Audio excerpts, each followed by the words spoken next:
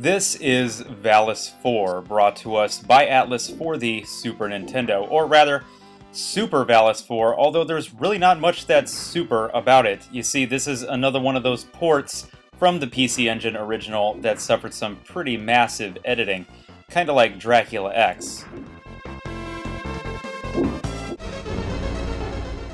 The story in Super Valis 4 is centered around our main heroine, Lena, who is given the legendary Valis sword by none other than the heroine of the third game, Yuko, in the opening cutscene, and is then sent on a rescue mission in an attempt to defeat the evil Prince Gallagher.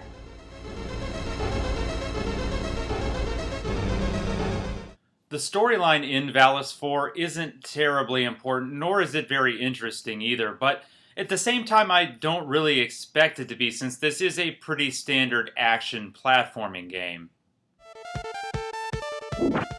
There are technically 7 total levels in Super Valis 4, though I only really credit the game with 6, since the final level is essentially just a boss rush with the final boss at the very end.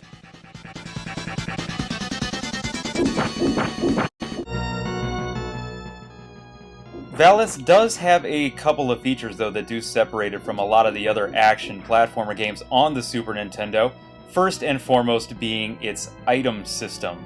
See, you have the ability to carry up to 6 items that can be picked up throughout the level, and can be selected with the L and R buttons and utilized with X. After they're selected, it kind of works like Castlevania, you just hit up and attack to use them.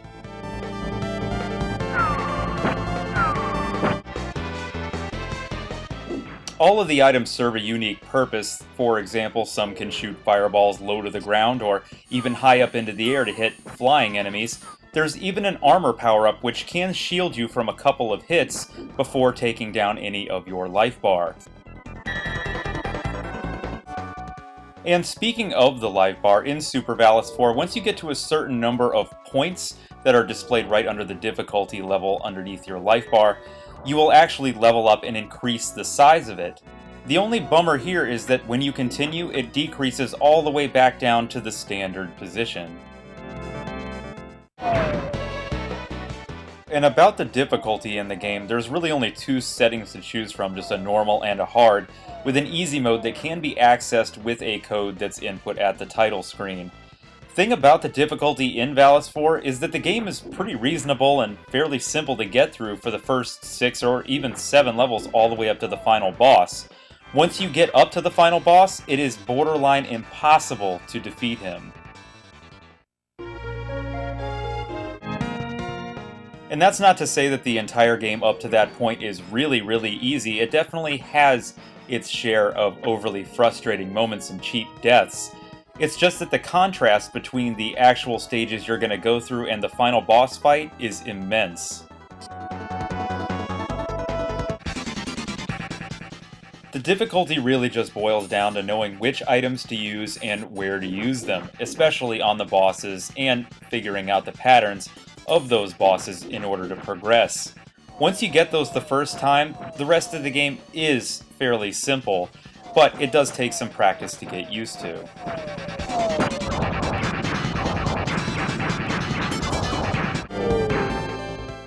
The controls in this one work the way you would expect them to, and they're pretty responsive for the most part. It's your standard hack and slash action kind of affair.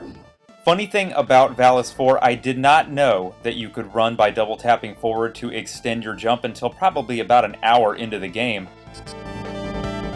Up until then, I kind of just thought that all of the jumps in the game were terribly unforgiving.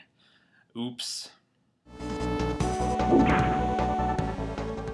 I have to admit, though, that I'm a pretty big fan of the graphic style of Super Valis 4.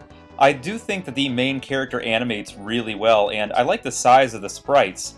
Even though there aren't that many enemies to choose from, you really don't see that many throughout the 6 levels of the game. At least each stage has its own unique ones.